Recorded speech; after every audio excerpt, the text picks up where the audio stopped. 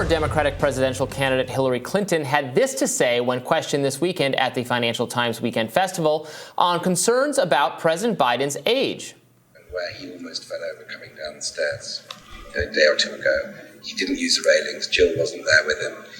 Every time that happens, your heart is in your mouth because these things could be consequential. Is that a concern? Well, I mean, it's a concern for anyone. And we've had presidents who've fallen before who were a lot younger, and people didn't go into, heart palpitations. But his age is an issue, and people have every right to consider it. But, he has this great saying, and I think he's right. Don't judge him by running against the Almighty, but against the alternative. And I am, of the camp that I think, he's determined to run. He has a good record that 3 years ago people would not have predicted would have gotten done. He doesn't get the credit yet that he deserves. Yeah, so the problem with that aphorism of Biden, don't judge me against the Almighty, judge me against the alternative, the Democratic Party has been largely trying to cover up the extent to which there are not just the Republican alternatives, but alternatives that are running as Democrats in the names of Marianne Williamson and RFK Jr. So for one, they are treating it like a foregone conclusion that, well, even if Biden isn't your preferred choice as a Democratic nominee, it is what it is. If you want to protect abortion rights and the other slate of Democratic policy proposals or the Democratic agenda, you have to vote for Biden against Donald Trump or Ron DeSantis or Tim Scott or whomever it ends up being. Of course, that's not the reality of the situation. And I think a lot of folks are going to be asking themselves increasingly, why should I be putting up with the risk of Joe Biden being infirm, of ending up with a President Kamala Harris who is much less popular than Joe Biden is, when there is an opportunity now to change the players in the game? Right. And I think Hillary Clinton has to concede there that it is a legitimate issue.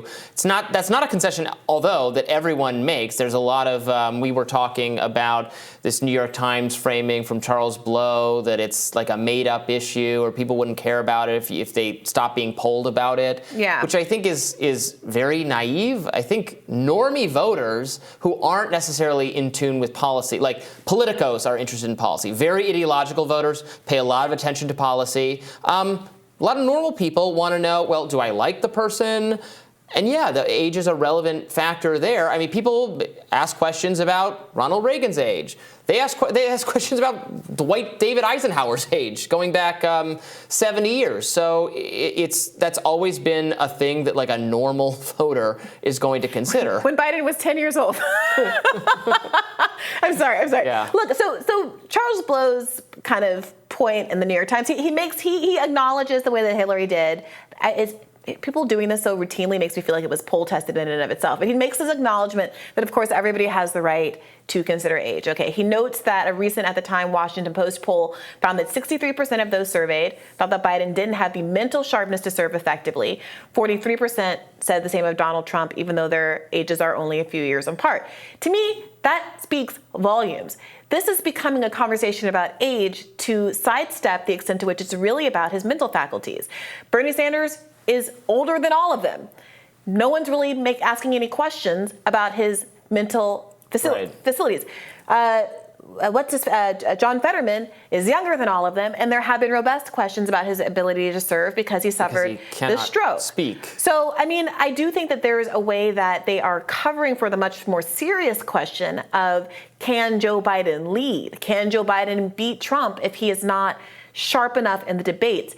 Are we going to get a replay of what happened in 2020? Remember, we talked about this last week when Julian Castro pointed out that he seemed not to remember what he had said just moments before on the debate stage, an observation which I think was perfectly fair and astute, but which the Democratic Party seemed to use as an excuse to usher Julian Castro out of politics for the next 4 years. He's got a long way to go. He's got 5.5 years. And being president ages you too. You know, look at those photos of people when they start, the end. George Bush, a younger-ish president, looked like he aged 15 years over the course of of his 8 years in office. And so did Obama. Yeah, and he wears the salt and pepper well, but he certainly looks like a very different man. I was actually just in Ben's Chili Bowl last weekend, and they have a framed picture, a classic DC iconic establishment, and they have a framed picture of Obama coming in. I think it might have been when he was a senator, because he looks painfully young. And it is a reminder of how the office really does age you. So I'm interested to see people ask Hillary Clinton and other Democratic, kingmakers that question. Are you concerned about Joe Biden's mental competency and his resilience in getting through the election season, but here's much my less question. the next 4 years? Is she thinking, I got to get in there again. I got to get in there again. He's too old, but I'm not. I'm a spring chicken. Yeah. I still have the youth within me. I do think it's interesting, because when Hillary Clinton lost in 2016, because of her age, there was a presumption that she wasn't going to run again. Right. But Joe Biden is older than her. And I think, there's no love lost. There's not a bone in my body that aligns with Hillary Clinton's from a political perspective.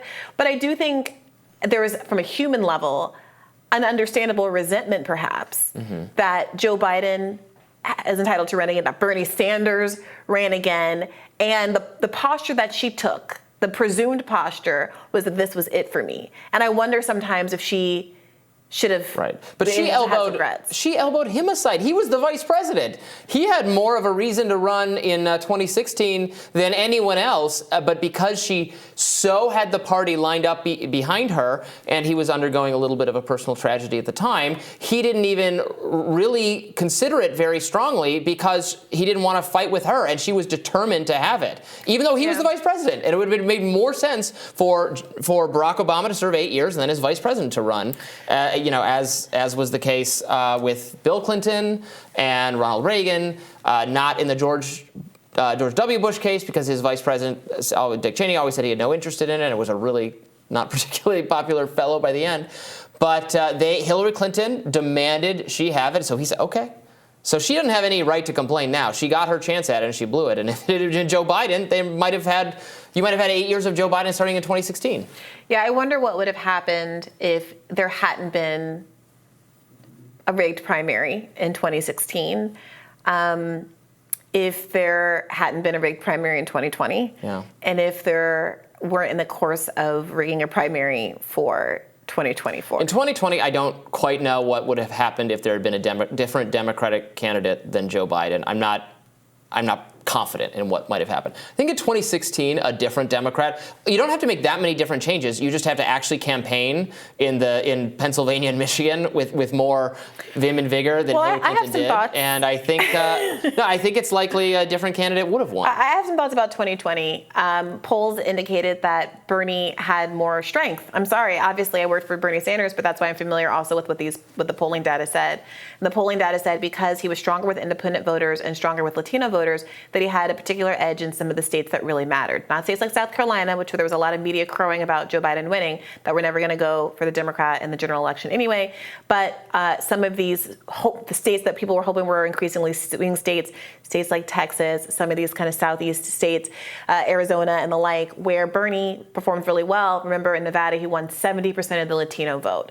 You can't magic those numbers. Meanwhile, Joe Biden was playing Despacito on the phone as a form of Latino outreach. I mean, Joe Biden did win, so I don't. Right. Maybe Bernie would have won also. I don't know. Yeah, and there's down ballot implications, and we would be in a very different having a very different conversation. Maybe one about Bernie being really old going into 2024, but not one about his mental fitness. I feel more confident at Bernie winning if he were the alternative nominee in 2016 than 2020, but that could be just my own little political guesswork. I have no idea. More Rising right after this.